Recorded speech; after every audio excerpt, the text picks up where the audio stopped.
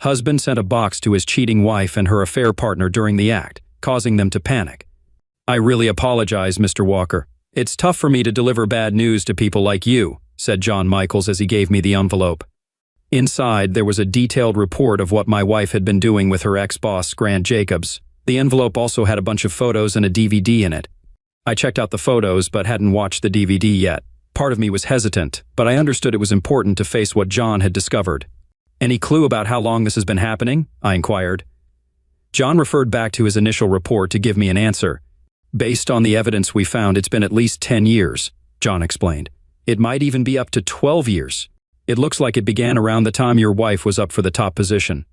That was roughly a year after our daughter Sophie came into the world. Despite this, I realized I had to get DNA tests to check if the children were biologically mine. Then another concern hit me. What about the risk of STDs? The investigation revealed that Grant had been involved with many married women besides Linda. Considering Linda and I had been together after she stopped working, I wondered what diseases she could have passed on to me over the years. It was clear I needed to get medical tests done quickly. Glancing over the report again, I couldn't help but scoff at John's observation that Linda seemed unaware of what her lover was up to when he wasn't with her. Just so you know, Mr. Walker, Grant said he never meant to break up your marriage, John informed me. And they never did anything at your place. I had John install cameras and mics in our house when I hired him. At least our bedroom hadn't been tainted with Grant's presence, I thought. Thanks for telling me, Mr. Michaels, I replied. I had met Grant Jacobs a few times and I didn't care for him much. Sure, he was good-looking, but he was also rude and had a smirk that rubbed me the wrong way. I had to stop myself from wiping that smirk off his face more than once. Now I knew the reason behind his smugness. There's more, Mr. Walker, John continued. According to what we observed and heard, Grant's sister Natalie has known about their affair from the start. It seems she might have even helped them. That saddened me a bit, as I always thought Natalie was a decent person, the total opposite of her brother. Man, I murmured quietly. So, have you talked to a lawyer yet? John inquired. Not yet, I replied. I wanted to get the facts straight first. Well, I do a lot of work for Lisa Hawkins. She's top-notch in my book, especially when it comes to dealing with cheaters. If you're interested, I can shoot this over to her office and give her a heads up that you'll be dropping by, John offered. That'd be great, I said. Thanks. I'll reach out to her office and set up a meeting. John handed me his business card and I tucked it into my pocket. Mind if I give you some advice? John asked. Sure, I nodded. Let Lisa handle this. I know you're hurting right now and you might feel like lashing out, but don't. It's not worth landing yourself in trouble. This isn't just some online story, it's real life, and you've got 2 kids to think about, he advised. I get it. Thanks, I said. I settled my bill and left his office, feeling like my entire marriage had been a sham. Even though I knew John was right, the pain was still intense. I sat in my car and cried for about 15 minutes. Once I composed myself, I took out the business card he gave me and dialed the law offices of Lisa Hawkins to schedule an appointment for the next day. Lisa provided me with a checklist of documents to bring, mainly financial statements. On the way home, I stopped at a convenience store and bought a pack of cigarettes, something I hadn't done since college. Then I headed to a bar and attempted to drown my sorrows in a beer. I'm not much of a drinker, but I figured I deserved it just this once. You doing okay, buddy? The bartender asked as I took a drag from my cigarette. I glanced up at him before responding. Can you tell? I replied. Unfortunately, he said, offering a small grin. Let me guess, just found out your wife's been unfaithful. Spot on, I nodded. For a good 12 years. Can you believe it? Believe it or not, I can, he replied. Seen and heard it all since I started working here. No doubt. I agreed. He chuckled softly. Mind if I share something my grandpa used to say? He asked. Go ahead, I encouraged. He'd say, I felt bad because I had no shoes. Then I met a guy with no feet. I know you're hurting now, been there myself, but it does get better. And trust me, there's folks out there who've had it way worse than you, he shared. Your grandpa sounds like a wise man, I remarked. He sure was, the bartender affirmed. Finish your beer, then head on home, son. Handle your business, do what needs doing. You won't find any answers at the bottom of that glass, believe me on that. I grinned and nodded in agreement. Deep down, I knew this seasoned bartender was speaking the truth. As I sipped my beer, I pondered. Never would have thought Linda would cheat on me. Over the years, there were small signs, nothing conclusive alone, but when I pieced it all together, it made sense to me. Take, for instance, after our second kid Sophie was born, I got a vasectomy. Linda went back on birth control, which struck me as odd. I asked her about it. Why use birth control when I'd already taken care of things? She gave me a story about being extra cautious and how the pills regulated her period. Not being an expert, I bought it. Then, when she landed that job and started traveling with Grant, I noticed her attire wasn't exactly businesslike. She hinted that entertaining might be a big part of her new role. When I asked her about it, it became clear to me that she was entertaining Grant. It seemed like a significant aspect of her new job, pun intended. I would often call her in the evenings when she was away. I found it odd that she was always in her room when I called, but there were moments when I thought I heard a man's voice nearby. Sometimes I heard Linda's voice break as she spoke. At the time, I couldn't explain it, but if Grant was touching her or having closeness with her while she talked to me on the phone, that would make sense. There were occasions when I noticed the faint scent of Grant's aftershave on Linda's clothes when she returned home. I recognized it because I smelled it on him every time we met, and it made me almost sick. I could only imagine that happening if she was in close contact with him. Then there were the Friday afternoons she supposedly worked after retiring. My special skills are still needed, so they've kept me on for one afternoon a week, though I might have to travel sometimes. She explained when I inquired. It's just business, she added. Now I realize her special skills involved more intimate activities, and it was far from just business. To make matters worse, her one afternoon a week turned into 2 or even 3, and she often didn't get home until 9 or 10 p.m. Her occasional trips increased from once a month to 2 or 3 times, often spanning the entire weekend. So much for retirement. All of this unfolded in just the past 4 months. Linda's behavior towards me hadn't changed at all.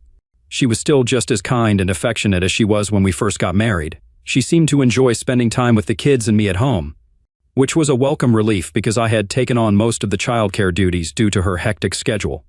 I've been grappling with this issue for a while now, so I decided to hire John's investigative firm to look into what Linda's been up to. And now my worst suspicions have been confirmed. The only thing left to figure out is how to divide everything. If it had been a one-time mistake made under the influence, I might have been able to forgive and move on. Sure, I would have been angry, but it wouldn't have been a deal-breaker. But this was a deliberate, ongoing betrayal that lasted over a decade. And now it was time for someone to be held accountable. I stubbed out my cigarette, finished my beer, and left, giving the bartender a nod and a generous tip for his time. When I got home, I noticed Linda's car in the garage. Frankly, I was surprised to see her there. I closed the garage door and went inside, taking off my jacket and heading for my home office. Linda caught me on the way and immediately noticed the smell of cigarettes and beer. "You've been smoking," she said, her brows furrowed. "And I smell beer. Is everything okay, John?" "No, to be honest, it's not. Today has been one of the worst days of my life," I replied. "What happened? Did something terrible happen?" she asked, seeming genuinely concerned, though I couldn't help but wonder if it was genuine. "Something," I replied. "I'm going to spend the evening in my office. I don't think I'll be good company tonight." "Is there anything I can do, sweetheart?" she asked. "Yeah," I thought. "Undo what you've done." "Afraid there's nothing you can do," I said. "By the way, John, I'll be away this weekend starting Friday," she mentioned. It was only Tuesday, and she's already telling me she's leaving for another weekend. "Again? Didn't you just go on a weekend trip?" I questioned. "Yes, but something came up," she explained. "It's just business, you know." "I see," I replied sarcastically. "What about Sophie's birthday party? It's this Saturday." "I know," she acknowledged, "but I can't avoid this. Could you please explain to her why I won't be there, please?" "I'm not covering for you anymore," I told her firmly. "You missed Erin's birthday and our anniversary last year. You can explain to our daughter why you'd rather be on a trip with Grant than celebrating her birthday here." Linda wasn't pleased with my response and let out a heavy sigh before speaking. "John, please, you're being unreasonable," she protested. "No, Linda," I persisted. "You supposedly retired months ago after your company was sold, but you've been away so much that I can't help but wonder what's really going on. Is there something you want to tell me?" "What are you implying? Are you accusing me of having an affair?" she retorted defensively. "How would you feel if the roles were reversed?" I countered. She seemed to ease up a bit after that. "I see your point," she conceded, "but trust me, it's just business." "That's what you keep saying," I responded. "Now, if you'll excuse me, I have things to do. Please don't interrupt me. You'll have to take care of the kids tonight." I retreated into my home office, shutting and locking the door. I heard Linda attempt to open it. "John," she called out. "Please, John, talk to me." "Leave me alone, Linda," I gritted through my teeth. "I'm busy." I heard her walk away and began gathering the information Lisa had requested. Then I turned to the evidence John had provided. As I read the report, it was hard to believe this was the woman I had loved and supported for the past 12 years. I put on my headphones and started the DVD. Unless you've been in my shoes, you can't understand the mix of emotions when you see the person you love giving themselves to someone else willingly. I didn't care how John got those videos. All I knew was that any love I once had for Linda was now gone. As I watched her with Grant on the screen, I swore to myself that I would never touch her again. I listened to their conversation. "Are we still meeting up this weekend?" Grant asked as he held her. "Of course," Linda replied with a smile. "You know I can't go too long without having you inside me." "What about your daughter's birthday party? Isn't that this weekend?" he inquired. "Yes, but John will handle it," she said. "He's better with the kids than I am. Besides, if I have to choose between dealing with a bunch of bratty girls or being here with you, I'd rather be with you." "You know I enjoy having you here, Linda, but I'm worried he might start getting suspicious," Grant expressed. "You're supposed to be retired, remember?" "I've told you, Grant, retired or not, I'm not giving up our thing," she replied, caressing him. "I love my family and John, but what we've shared these last 12 years means everything to me." "I'm glad to hear that," Grant responded. "Remember when we started this, you said you'd choose John and your kids if you had to. Do you still feel that way?" "I honestly don't know," she admitted. "It's never come up." "I don't know how you've kept him in the dark all this time," Grant mused. "If he ever finds out, it won't be pretty." "It wasn't easy at first, but I've learned to keep my business life separate," she explained. "I've never denied him anything, and I treat him well. If he finds out, I'll just threaten him in the divorce." "It might not be that simple," Grant warned. "But if things go south, you can stay here if you want. I like having you around." "Thanks, Grant. I'm grateful for that, but I don't think anything will happen. He hasn't caught on in 12 years, and I doubt he ever will." "How long do you plan to keep this going?" he asked. "As long as I can, maybe for the rest of my life," she declared. I thought to myself, maybe you'll get your wish. As I closed the video, I stashed the DVD back in my briefcase and heard Linda knock on the office door. "What?" I responded. "The kids are going to bed," she informed me. "Can you at least come out and say goodnight to them?" "Yeah, just a sec," I replied. I shut down my computer, went upstairs and tucked the children in, trying to smile. Sophie gave me a funny look. "Are you okay, Dad?" she asked. "Yeah," I assured her with a smile. "I'm fine. Go to sleep now, sweetheart. I love you." "I love you too," she said, kissing me. After leaving her room, I went downstairs and grabbed a cup of coffee. "I kept some food warm for you, John," Linda mentioned. "I'm not hungry," I replied. Stepping out back, I sat in a deck chair on the patio and lit a cigarette. Linda joined me a couple of minutes later. She tried to kiss me, but I turned my head so she kissed my cheek. There was no way I was going to kiss the lips that had been on Grant Jacobs's tool. She looked at me, surprised. "Tell me what's on your mind, John, please." "You seem really troubled," she said, her expression filled with concern. "This isn't like you at all, and you know I don't like seeing you smoke. You quit back in college." "Yeah." "Well, life doesn't always go our way, does it?" I retorted. "What do you mean by that?" she inquired. I just shook my head, remaining silent. "John, please open up to me. I love you. You can tell me anything," she implored. I glanced at her through the smoke and shook my head.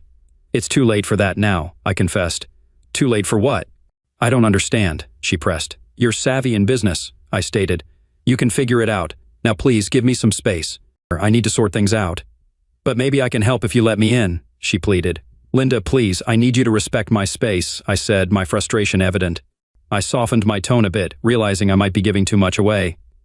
"Sorry for snapping. Work's been rough and it's really weighing on me. Maybe in a couple of days." It felt wrong lying to her, but I reasoned, why not? It's fair to lie to a liar, right? "All right," she replied quietly, tears streaming down her face. Then she hurried inside, sobbing.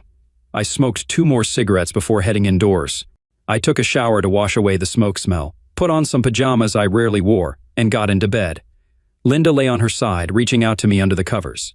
I pushed her hand away, refusing her advances for the first time in our marriage. "John," she started. I turned away, declining to give her a goodnight kiss. "Good night, Linda," I muttered. She turned away, crying. At that moment, I didn't care. As far as I was concerned, she could go straight to hell. The next morning, I got up, took a shower, got dressed, and packed my things for work. I spent some time with the kids before they headed off to school, then left the house without acknowledging Linda. She gave me a strange look as I headed out the door. "Don't I get a goodbye kiss anymore?" she asked as I opened the door. "Sorry," I replied, blowing her a kiss. "I love you." "I love you too," she said. "Yeah, same here," I muttered as I walked out. At the office, I tried to focus on work, but it was tough. I briefed my boss on the situation, and he sympathized, having gone through a divorce himself. Do what you need to do, he said. If you need time off, just let me know. I thanked him and got back to work, leaving early for my meeting with Lisa. Good afternoon, Mr. Walker, she greeted me as I entered her office. Lisa Hawkins seemed to be around my age, with long blonde hair.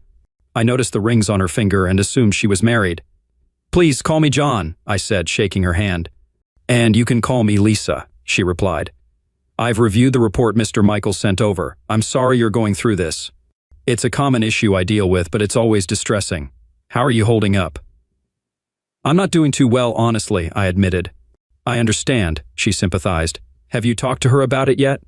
Not yet, but I wasn't very nice to her last night, I confessed. I recommend trying to keep things civil for now. I know it's tough, given what you know, but it's best not to let on that you're aware. Let her carry on as usual. She'll realize when she's served with the divorce papers. Can you handle that? You're right. It'll be tough, really tough, I acknowledged, but I'll do my best. Good, Lisa nodded. Now what are your goals for this divorce? I want to get as much as I can, I asserted. Especially custody of the kids, if they're actually mine. You do know that mothers usually get custody, right? She pointed out. I've been their main caregiver for the past decade, I countered, and she admitted on the video that I'm a better parent than her. Her choice to be with her lover instead of her daughter on her birthday should count for something. It does, and we can use that, Lisa agreed. She reviewed the financial documents I provided, jotting down notes. It seems your wife got a hefty sum from the company sale. The monthly dividends she's receiving match your salary. This works in our favor. So, does that mean no spousal support? I inquired. Or very little, Lisa confirmed. She's still young and capable of working. Plus, if we secure custody for you, we might be able to get child support from her.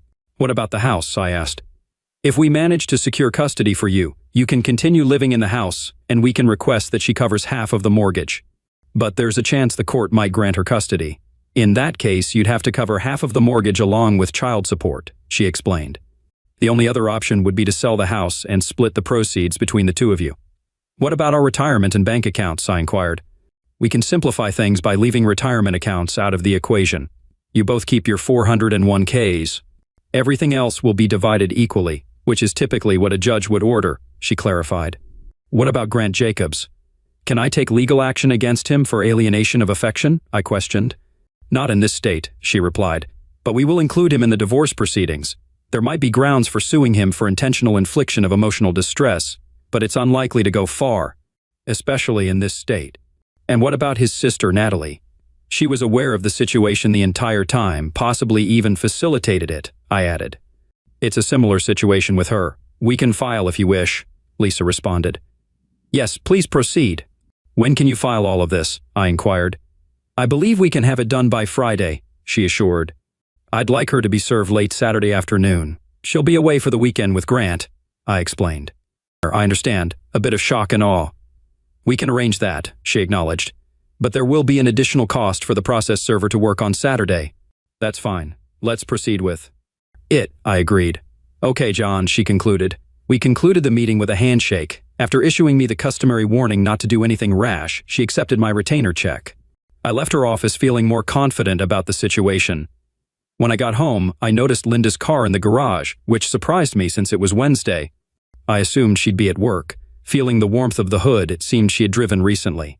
Inside, the smell of pot roast greeted me. Hey, sweetheart, Linda greeted from the kitchen. Back early? Everything okay? Yeah, I replied. Hope you're feeling better than yesterday, she said. A bit, I'm getting things sorted, I assured. Good. Hungry for dinner? She asked. I made pot roast your favorite. I'll have a bit, I accepted. Smells great. Did you go to the office? Yeah, a couple of hours, she replied, prepping for the weekend. Did you talk to Sophie? I inquired. Yeah, she's not thrilled, but she'll cope, Linda said. Where are the kids? I wondered. In their rooms doing homework, she informed. So still planning that trip with Grant? I pressed. Yes, business, she stated firmly. Just business. When do you plan to retire for real? I questioned. I'm retired now, just need for a while, she clarified. Not sure how long. Seems like you're almost full-time already, I remarked. Guess you gotta do what you gotta do. What's that mean? She probed. With all the time you're giving them, you might as well be on payroll, I pointed out. Why? I'm making more now, she defended. I put my briefcase away and changed, complimenting her cooking. I remembered her skills I'd missed when we split. After spending time with the kids, I locked myself in my office. Linda tried to enter, then knocked when she realized it was locked. I cracked the door open to see her face. "John," she asked, "are you bunking in here tonight?" "I think so," I replied. "Still got a bunch to go through and I'm feeling a bit under the weather. Don't want to risk getting you sick right before your trip, so I'll crash on the futon in here." "Oh, all right," she said. "Take care, John, please, I love you." "Yeah, same here," I responded, shutting the door. As she walked away, I got on my computer and started to search. After finding what I needed, I filled out a form and checked my email for confirmation. Noting the phone number, I set a reminder on my phone to call the next day and confirm everything. Thursday rolled around pretty much like Wednesday, except Linda tried to lure me to bed with a sheer nightgown that left nothing to the imagination. Despite her appeal, knowing what she'd been up to with Grant ended any attraction I had. "Sorry, Linda, got a bad migraine," I murmured. "Going to take something and crash here in the office." A tear rolled down her cheek as she walked off, but I couldn't care less. The next day, at noon, she called to say she was off. "Hope you're feeling better, John," she said. "Maybe we'll reconnect when I'm back Monday. Parents will pick up the kids today and drop them off tomorrow for Sophie's party." "Thanks for the heads up," I replied. "I love you, John," she said. "I hope you believe that." "Yeah," I said. "Have a safe trip. See you later." "Goodbye, Linda." After hanging up, I called Lisa. "Paperwork's getting filed now, John," she informed. "They'll be served tomorrow at 5:30 at Grant's, just like you wanted. Natalie will get hers on Monday." "Thanks, Lisa," I said, ending the call. I told my assistant I was done for the day, locked up, and headed home. Lots to do before the movers arrived that afternoon. I had a stack of boxes ready in the garage for the day's work. At 5 p.m., the movers showed up with their truck just as I finished packing everything. While they loaded up, I worked on altering Linda's wedding dress. After I was done, I put the ashes in a paper bag, sealed it with a note, my wedding ring, and our torn marriage certificate inside an envelope, and handed it to one of the movers. I asked them to deliver it to Linda at Grant's house the next day at 5:30 p.m., along with two $50 bills as tips. "I'll make sure this gets to her," the young man assured me. "Thanks," I replied. Later, I heated up some leftover pot roast and ate in the living room while watching TV. I slept well in the master bed that night.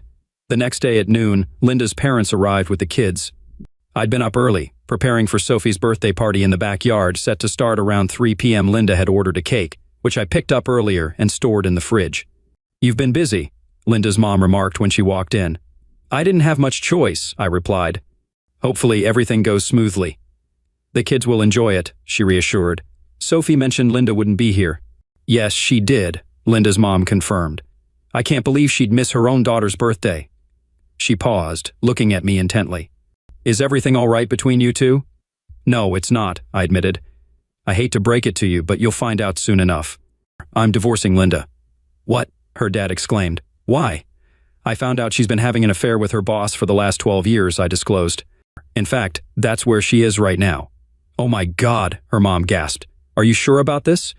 "I've had my suspicions for a while, especially after Linda's so-called retirement," I explained. "About a month ago, I hired an investigator to dig deeper. I've got a detailed report, photos, and even video evidence, if you're curious." "No need for that," she declined. "And you're certain you can't forgive her?" "Absolutely," I affirmed. "Not after all this time." "I'd like to see that report," George chimed in. "I can't believe she'd do something so foolish." "Well, you handle that. I'll finish up for Sophie's party," Rhonda offered. After thanking Rhonda, I gestured for George to join me in my home office, passing him the written report. He was visibly shocked by the content, shaking his head in disbelief. "That foolish woman," he muttered, handing the report back. "I'm sorry, John, she's my daughter, but this is hard to swallow." "Now you understand my position," I sympathized. "What's the plan with this Grant guy?" he inquired. "I've taken legal action against him and his sister for causing emotional distress," I informed him. He scoffed. "That's it?" he retorted. "After 12 years of stealing your wife, he gets off easy? You know how far that lawsuit will go." "I get it, George," I acknowledged. "But I have to think about my kids. Ending up in jail won't help anyone." "I suppose you're right," he conceded. "But based on this report, it seems Grant has a thing for married women." "I bet Linda isn't his first target." "Probably not," I agreed. "Let me handle this jerk," George suggested. "He ain't worth you going to jail for." "He ain't worth it," I agreed. "Here's an idea, John," George proposed. "Let me handle that jerk. I won't let you risk going to jail over him," I assured him. "No need to fret, son," George reassured me. "Nobody's getting locked up." George was a burly man used to physical work. I'd met some of his KIO workers, equally imposing figures who watched out for each other. "What's your plan?" I inquired. "The less you know, the better," George replied with a wink and grin. "All right, if you say so," I agreed. He grinned and gave my shoulder a hearty slap. "Come on, John. Let's go enjoy some time with the kids," he suggested. We headed outside to find Rhonda had everything set up for Sophie's party. When Sophie came down, her eyes lit up at the sight. "Thanks, Daddy," she beamed, hugging me. "This is awesome." "I wish Mom could see it." "Me too," I admitted, "but we'll take plenty of pictures for her, okay?" "Okay," she agreed. I fired up the grill, cooking burgers and hot dogs for everyone. Around 4:30 p.m., the doorbell rang, signaling the beginning of the festivities. Over the next half hour, Sophie's friends arrived with their parents, all eager to join the fun. Among the last to arrive were Natalie and her husband, Ralph, with their daughter, Denise.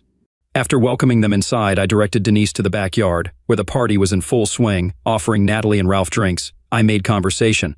"I'm surprised to see you here, Natalie. Wasn't there a big business trip planned?" I asked. "That's Linda and Grant's gig," she clarified. "I'm just providing support at the office." "I see," I replied. "Is everything okay between you and Linda?" Natalie inquired. "Why do you ask?" I countered. "You're not wearing your wedding ring," she observed. I glanced at my finger, realizing the absence of my ring. "We returned it to her," I disclosed. "Maybe Grant will have better luck keeping her loyal than I did." "What's that supposed to mean?" Natalie pressed. "Come on, Natalie," I objected. "Don't sugarcoat it. I know your brother's been seeing Linda for over a decade. You both did a great job of fooling me all this time." "John, please. Linda still cares about you," Natalie insisted. "Yeah, so much that she kept lying to me for 12 years. I feel so cherished right now," I retorted sarcastically. "What's your plan?" Natalie inquired. "What do you think?" "I'm kicking her to the curb. She and Grant will be served soon," I replied, glancing at my watch. "Served?" Natalie questioned. "Yes. Linda's getting divorce papers and I'm taking Grant to court. You'll be served on Monday," I informed her. "Me? Why are you suing me? I haven't done anything," Natalie protested. "Exactly," I shot back. "You knew what they were up to for years. My investigator even thinks you might have helped, and all the while you acted like my friend. You could have spoken up, but you didn't. How many times have you sat in my home, eaten my food, knowing what Linda was doing with your brother? Did you enjoy making me a fool? Now my family's torn apart, and you're partly responsible. Because of you three, I'll never trust another woman again, and my kids lost their mother. I hope you're satisfied." "I'm not happy about this, John," Natalie insisted. "I'm sorry." "Sorry is not enough, Natalie," I countered. "You all conspired to wreck my family for 12 years. You didn't care how it hurt me or my kids, and now you've succeeded." "That's not how it went down," Natalie defended. "Really? Was it just business between you?" I challenged. "At first, yes," she admitted. "It was Grant's idea. Linda went along because she wanted the job, but she wasn't happy. Things changed over time. So even after she sold her company and said she retired, I queried, that was all her decision," Natalie clarified. "I thought it would stop, but Linda kept it going." "Then she made a bad choice," I remarked. "But you still played a part." "I'm really sorry about that, John," Natalie apologized. "None of us meant to hurt you." "But you did," I stated. "In the worst way possible. It's best if you gather your family and leave my house, Natalie." She nodded in understanding. "I get it, John," she responded softly before heading out.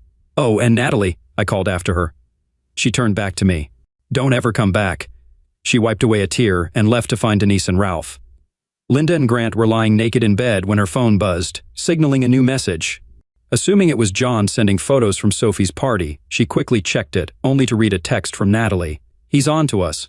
"Oh, damn," she blurted out. "What's wrong?" Grant asked. "It's Natalie. John knows everything," Linda explained. "I should clean up and head home." "Is that a good idea?" Grant questioned. "Yes," Linda affirmed, throwing on a bathrobe and getting out of bed. Just then, the doorbell rang. Who could that be? Grant wondered aloud, peering out the window to see a sedan and a moving truck in the driveway. He hastily put on some clothes and a robe with Linda following behind. Upon opening the door, they were met by a man in a light jacket. "What's up?" Grant inquired. "Are you Grant Jacobs?" the man asked. "Yeah," Grant replied. "And is Linda Walker here too?" "That's me," Linda confirmed, stepping forward. "I'll need to see some ID," the man requested. "Why?" Grant questioned, reaching for his wallet. The man silently checked Grant's license before handing him an envelope. "You've been served," the man informed him. Then, turning to Linda, he requested her identification. "Sure," Linda complied, retrieving her wallet. After inspecting her license, the man handed her another envelope. "You've been served," he stated, "and there's a restraining order included. You both must stay at least 500 feet away from Mr. John Walker, his home, his workplace, and his children's school.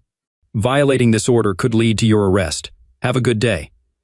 With that, he departed, leaving Linda and Grant stunned as they exchanged looks. "Excuse me, is Linda Walker here?" asked another man in jeans and a t-shirt. "Yeah, that's me," Linda replied. The man handed her a paper bag with an envelope attached, leaving her puzzled. "I was told to deliver this to you, ma'am." "I've got some other boxes too," the man explained. "Where should I put them?" Grant and Linda exchanged a look before Grant spoke up. "Just leave them in the front room for now," he instructed. "Thanks, sir," the man said, heading back to the truck. As they watched, the men brought in several boxes and stacked them in the front room as directed. Meanwhile, Linda opened the envelope.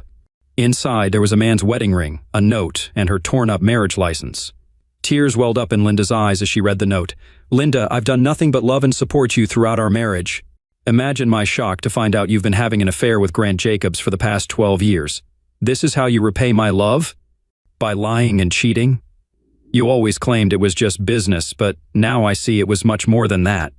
I hope it was worth it. I suggest you see a lawyer as soon as possible. I've already divided our finances according to the divorce papers and changed the locks on the doors.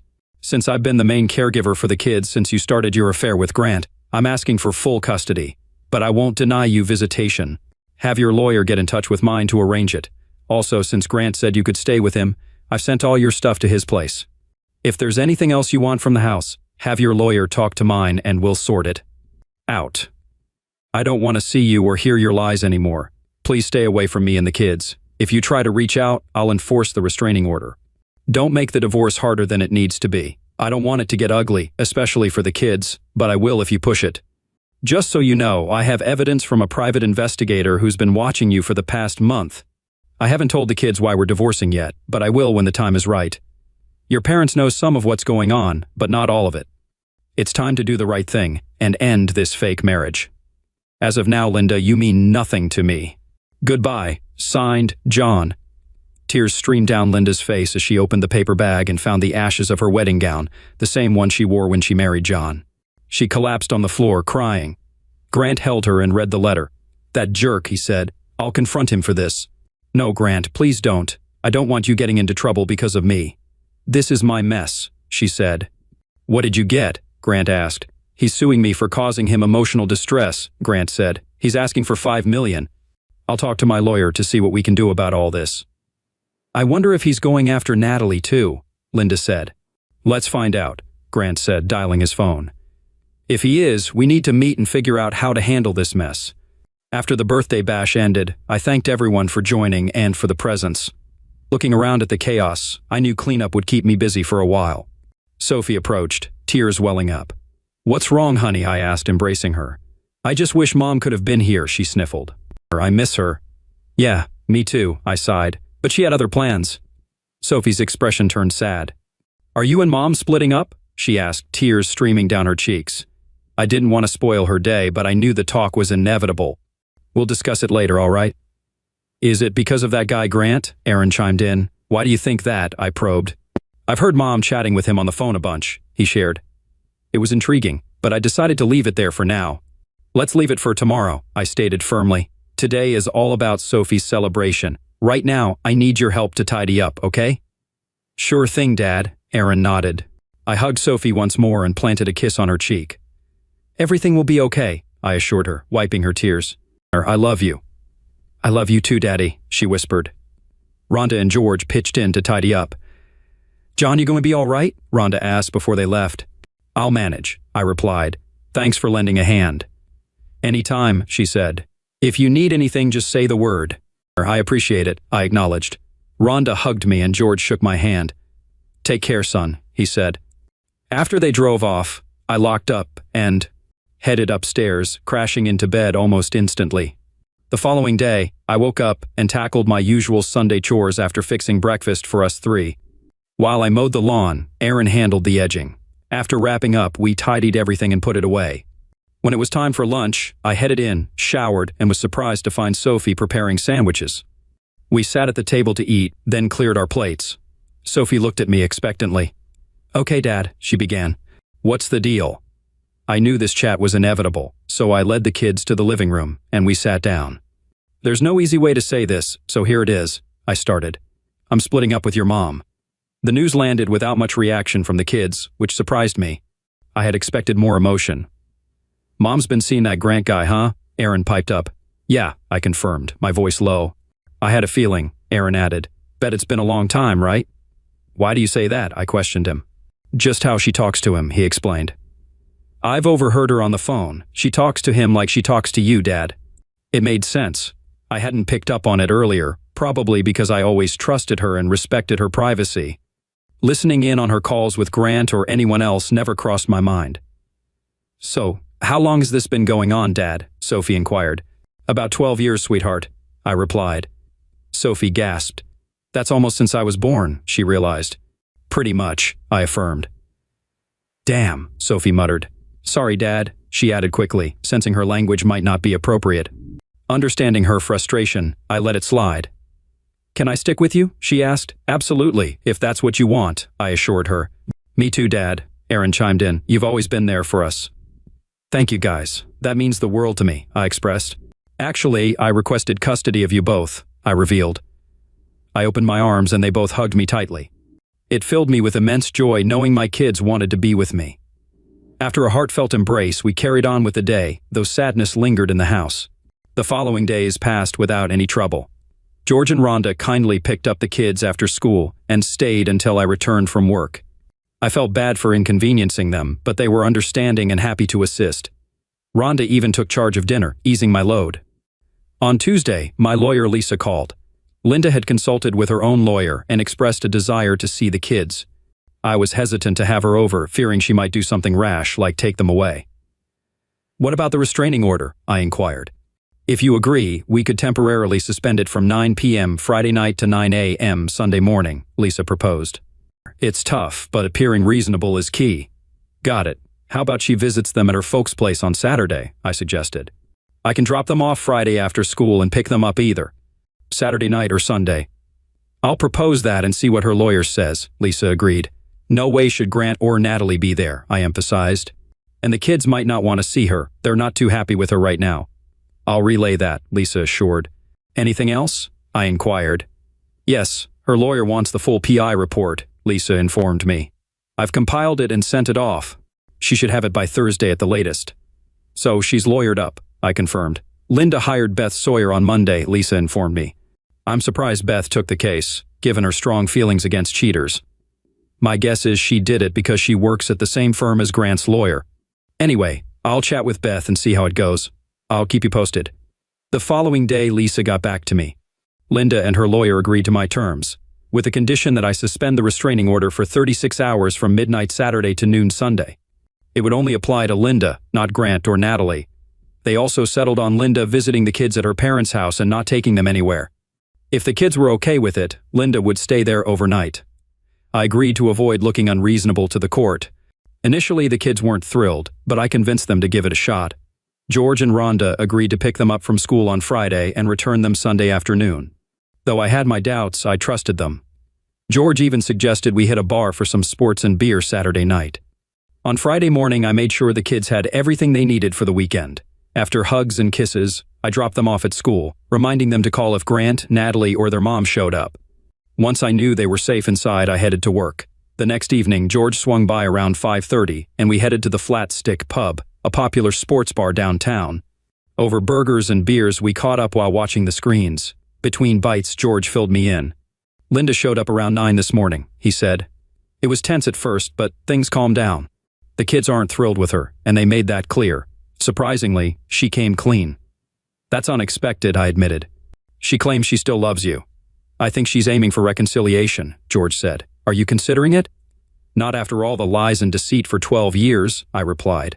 "I get that. By the way, did you really burn her wedding dress?" "That thing cost me over $2,000 when you two got married," George asked. "Felt like the right move at the time." I chuckled. "Her lawyer apparently gave her an earful after going through the PI report," George mentioned. "She might be starting to understand your side of things." "Too little, too late," I replied. George nodded and took a sip of his beer. Suddenly, there was a disturbance behind me. I turned just in time to feel a blow to my head, and stars filled my vision. As I hit the floor, I saw a foot swinging towards me. Dazed but instinctive, I dodged it. Grant's furious voice rang out. "I'm going to end you, you jerk." Struggling to my senses, I remembered my dad's old self-defense lessons. Summoning all my strength, I hit him hard in the groin. He cried out and stumbled back, hitting a nearby table. Seizing the opportunity, I jumped at him. It was pure rage fueled by the destruction of my marriage and family.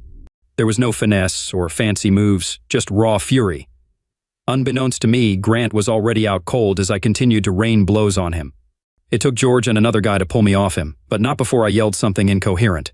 When I came to, I was in a hospital bed with a doctor examining me. My right hand was bandaged, and my left arm was in a cast. An IV dripped into my vein and my head throbbed painfully. "I think he'll be okay," the doctor reassured someone. "He'll have a bad headache for a while, but there's no sign of a concussion. We'll give him some pain relief and let him rest before sending him home." "Thanks, Doc," George chimed in. Confused, I glanced at him. He grinned back. "Hear that? You're going to make it. I know you're in pain, but you should see the other guy. Word is he's going to lose a testicle, got some teeth knocked out, and almost lost an eyeball. Seems you busted a knuckle on his jaw." "That was Grant, right?" "Yeah," I rasped. "How long have I been here?" "Since last night. It's now 8:30 Sunday morning," George replied. "Oh, and there are a couple of big cops outside who want to have a chat with you. Ready for that?" "Might as well get it done," I muttered. George motioned to the officers, and they entered the room. "Mr. Walker, I'm Sergeant Smith, and this is Officer Jones. We responded to the incident at the Flatstick pub last night. How are you feeling this morning, sir?" Smith inquired. "Like I got smacked upside the head," I admitted. Smith nodded and checked his notes. "What can you tell us about last night?" he prompted. "Not a whole lot. I was just having a burger and beer with my father-in-law here, and suddenly I'm getting hit," I recounted. "The guy threatened me, so I had to defend myself." Smith glanced over his notes. "That's pretty much what the witnesses said, and the surveillance video backs it up." "Do you know the man who attacked you?" Smith asked. "Yeah, his name's Grant Jacobs. I've got a lawsuit against him, and he's part of my divorce proceedings," I explained. "Divorce?" the sergeant queried. "Yeah," I confirmed. "Got it," he noted in his pad. "So you want to press charges?" "Yes, definitely. And there's also a restraining order against him," I asserted. "All right, we'll look into that. Just so you know, it's probably best if you stay in town for a bit in case we need to talk to you again," Smith advised. "No worries, Sergeant," I assured him, raising my hands. He nodded with a smile before they exited the room. Once they were gone, Rhonda, Linda, and the kids entered. "Why is she here?" I asked, glaring at Linda. "My restraining order doesn't kick back in until noon," Linda explained. "I thought you'd be with your boyfriend," I remarked. She glanced down, feeling embarrassed. "I wanted to see you first," she admitted. "Besides, Natalie's with him, and he's still recovering." I nodded, and the kids clustered around me.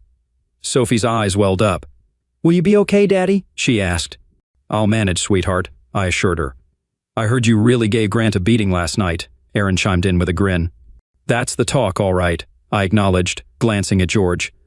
"But it's nothing to boast about. You catch my drift?" "Got it, Dad," Aaron affirmed. "Are you all right, John?" Linda inquired. "He'll be fine," Sophie reassured her mother. "We'll take good care of him, won't we, Aaron?" "Yeah, we got this," my son affirmed. Linda glanced at our teenage kids before speaking. "If it's okay with you guys, I'd like to chat with your dad alone for a bit," she requested. They glanced at her briefly before nodding. "Sure thing," Sophie agreed. "But we'll be right outside." "Come on, Aaron," she urged, reaching for her brother. They exited the room, trailed by George and Rhonda. "John," Linda began once we were alone, "I can't express how sorry I am about everything." "Well, like I told Natalie last Saturday, sorry doesn't even begin to cover it," I replied. "You lied to me and cheated on me for what, 12 years? And you think sorry is supposed to make it all right? Was I that terrible of a husband? All I did was love and support you. I don't get it." "You are the best husband and father," she said sorrowfully. "But even that wasn't enough for you, was it?" I countered. "It's not like that," she protested. "Really, that's how it looks from where I'm standing," I countered. "You don't understand," she insisted. "Then help me understand," I pressed. "At first it was just a way to secure my job," she explained. "Grant made having closeness with me a condition for getting the position. It's illegal. Why didn't you come to me first? We could have taken action."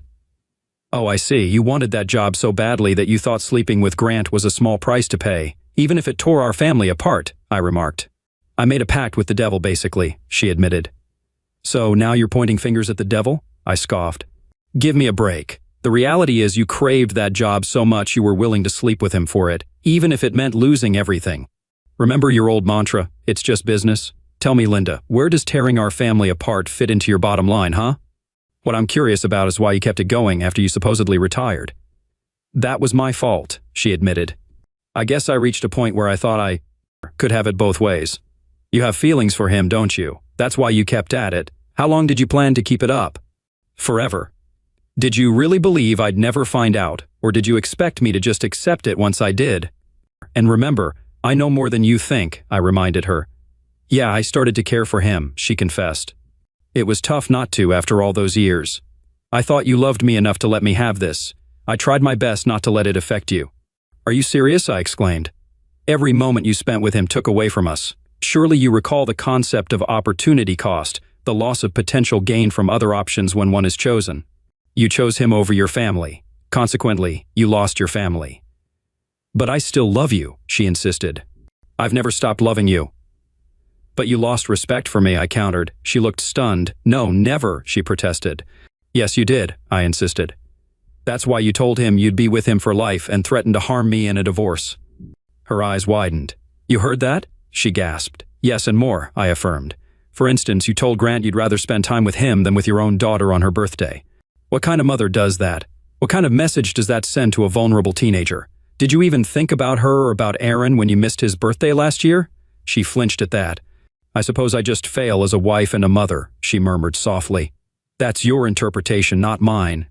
But if it applies. I shrugged. Oh, and I'm sure your partner in crime will be relieved to know I can't chase him down for child support. I had DNA tests done and the kids are mine.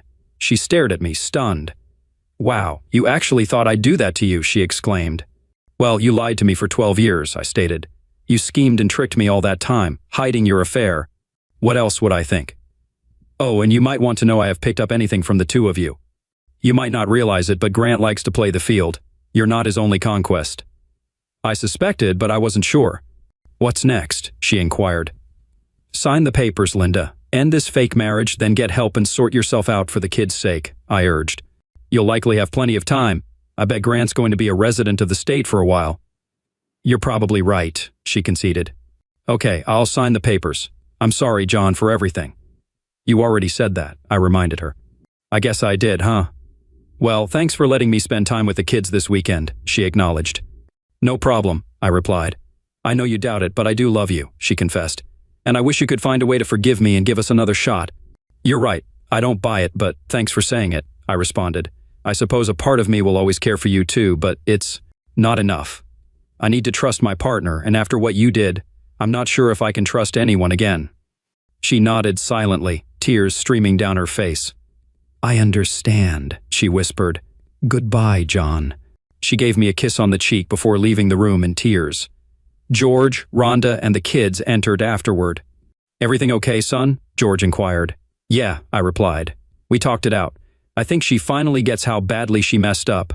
So does that mean you and Mom are getting back together? Sophie asked. I shook my head. No, honey, I said. But you still love each other, she insisted. It takes more than just love to make a marriage last, Sophie, I explained. Trust is just as important, and right now I don't trust her. Someday you'll understand this yourself. After a final checkup from the doctor, I was released. George drove me home with the kids. Later that night, I received a frantic call from George and Linda. Natalie informed them that Linda took too many sleeping pills and drinking alcohol.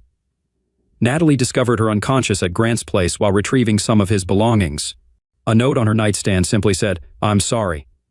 Though she nearly passed, Linda survived and spent a couple of days in the hospital. Following evaluation by mental health professionals, she was placed under George and Rhonda's care, eventually moving back in with them. She signed the divorce papers without contesting anything. Lisa informed me that I would be officially divorced in 90 days. Free? Yeah, right. Grant and Natalie's attorney swiftly settled with us for half of what I initially demanded. This left me with about $3.5 million after attorney fees. I allocated $1 million each for the kids' college funds and saved the rest. I began planning a Mediterranean cruise for them during their next summer vacation. Grant was convicted of aggravated assault, battery, and attempted ending, based on video evidence. He received a 10-year sentence in state prison but could be eligible for parole in around 8.5 years. Whenever I visited George and Rhonda's place with the kids, I'd see Linda. Sometimes we'd chat for a bit, but I couldn't shake off what she'd done. She was seeing a counselor to figure out her actions, still holding on to hope that I'd take her back. I was glad she was seeking help, but it felt like too little too late. Over time, she slowly reconnected with the kids, which was a relief. George mentioned she spent most of her time writing for business blogs and wasn't interested in dating. She was disappointed to hear about the Mediterranean cruise I planned with the kids, but she handled it gracefully, wishing us the best. The kids often sent her messages with photos from our travels. During the cruise, I met Nikki, a charming woman from British Columbia, also on a post-divorce trip. She was a bit younger than Linda, with blonde hair and a cheerful demeanor. I enjoyed her habit of ending sentences with "a." She had 2 kids, a bit younger than mine, spending summer with their grandparents in Idaho. We spent a lot of time together, sharing our stories and even sharing a bed a few times. Sophie teased me about having a girlfriend. We exchanged contact info when the cruise ended, promising to keep in touch through email and Skype. Though I'm not sure where it will lead, we chat online at least twice a week. Life at home adjusted without Linda. My boss was flexible, allowing me to manage taking the kids to school and picking them up. I knew Aaron would soon be old enough to drive and take over that responsibility. After our return from the cruise, George delivered some troubling news. "They're putting Linda in a mental hospital," he said. "Why?" I asked. "Sophie sent her a photo of us dining with that Canadian lady from your cruise," he explained. "Linda didn't take it well. She ended herself. We found her in the tub." "I can't believe it," I said. "I'm really sorry to hear that." It was genuine sympathy, but there was a small part of me that felt a sense of justice. Now Linda had a taste of the pain I went through when I found out about her and Grant. "Yeah, it's tough. Thankfully, she messed it up and survived, but the docs say she needs constant care," George explained. "Rhonda and I can't keep up with it 24/7, so they decided she needs to be in a care facility." "How long do they think she'll be there?" I inquired. "It's uncertain, son. Could be a few years or it might be permanent," George replied. "We're just taking it one day at a time. If you need anything, just let me know," I offered. "Thanks, son, I appreciate that," George said. Nikki and I kept up our long-distance relationship, and I found myself growing closer to her with every conversation. I started imagining a future with her. She felt sorry about Linda, especially for the impact it had on George, Rhonda, and the kids. Sharing my feelings during our last chat, Nikki brought up the idea of visiting us with her kids or having us come up to her place. A 2-story log house on 50 acres of forest north of Kamloops, built in the late 1800s. I'd never been that far north, so it sounded intriguing. Whether anything comes of it, well, that's a story for another day.